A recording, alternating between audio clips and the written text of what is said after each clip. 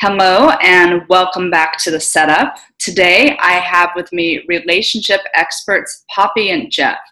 Poppy and Geoff are certified life coaches and they're also authors of the #1 best-selling book, 1 Billion Seconds, There's Still Time to Discover Love. Poppy and Geoff also host a very popular radio show called The Relationship Restaurant. Welcome, Poppy and Geoff. Thank you. Welcome. Thanks for being here with me today. Delighted to be here. Awesome. So what was your motivation for writing your book? I mean, we've all got such interesting stories about why we write a book. What was it that took you to that point of saying, hey, I got to document this and get this out there for people? Well, I think the beginning of the story starts how we met. We were 21-year-old college sweethearts who were madly in love, yet I graduated. Geoff had one more year.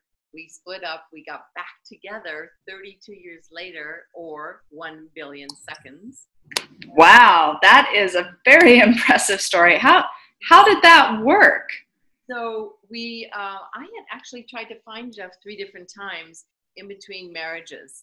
And I hadn't tried to find her because I was really sure that she didn't want to be with me with the uncomfortable, rough breakup we had. Which had no good foundation, by the way. It was basically because I was a 21-year-old guy, didn't plan any future, and she thought I didn't care, which wasn't the case. That's understandable. Women and men do think differently, particularly at younger ages, and sometimes it's just a matter of timing. By the way, they just don't think, period. So when we told people our story, they said, "Oh my gosh, this sounds like a movie. You should write a book."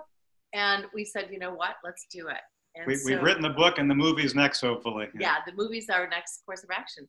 So we Awesome. Published the book. We left our jobs a couple of years ago. We got married 6 years ago, and we forged ahead. And I teach undergraduate psychology, so that really helped with understanding human behavior. And our relationship shaped who we became because of a lack of communication and developed maturity.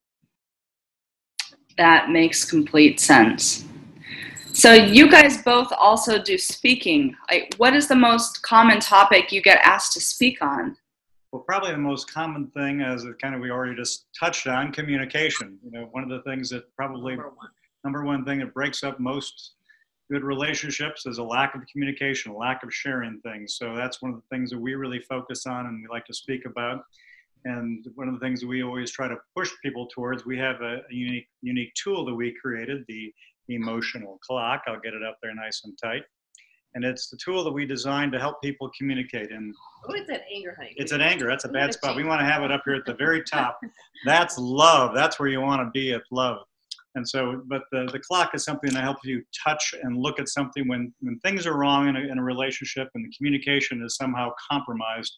You can point at this and say, this is what I'm feeling. I'm feeling anxiety about something that we talked about the other day, and it can open up the channels for communication. And most commonly where people come to us is at 6 o'clock where things have really gone astray and they're at kind of a make it or break it, fear of flight kind of time in their life, and they want to try to figure out, how can I find relief? That makes complete sense.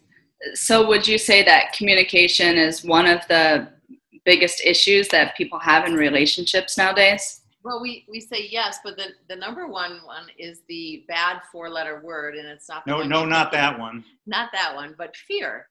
People have a fear of communicating what's in their heart, what's really important and most vulnerable. And people are afraid to be vulnerable. They're afraid to showcase that. And unfortunately, vulnerability still has a little bit of a stigma attached to it. Some people associate it with weakness. Especially men. They think like, well, I can't be vulnerable. I got to be a guy. I got to be tough and strong. And when it's counterintuitive, but it actually really bridges people together. If you can be vulnerable and open, it really strengthens those trusting bonds. So communication, yes, is that people are afraid to communicate because they're afraid of lack of acceptance, rejection, loss of a job, loss of a relationship, loss of family. Maybe maybe it's money. Sometimes people are afraid to talk about that. Mm-hmm. So there's all these issues that we help people work with. They're always afraid that they'll make things worse or they'll compromise something else if they bring up these very tough topics.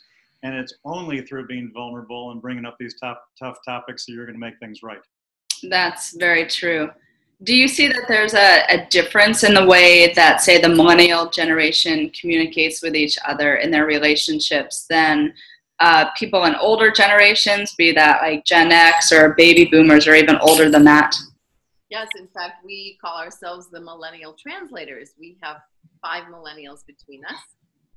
And after working for nearly a decade with the millennial population in the undergraduate program at Ringling College, where I teach psychology, and Geoff working in sales and marketing with this generation, we've really put together a good foundation for what we think. And we go into speaking into small and mid-sized businesses to teach them how to embrace the mind and the heart of the millennial. And they're very misunderstood as well, Myra. One of the things that we've seen over and over again, that so many people in our generation often look at them with a bad eye, that they're not hardworking, they're not dedicated, they're not focused, that they have a whole variety of things have been claimed about the millennials. And even we've even seen this in regards to relationships. They can't commit. They just want to go from, it's the swipe right kind of concepts of just these flying through these relationships, and they have no meaning, no serious commitments.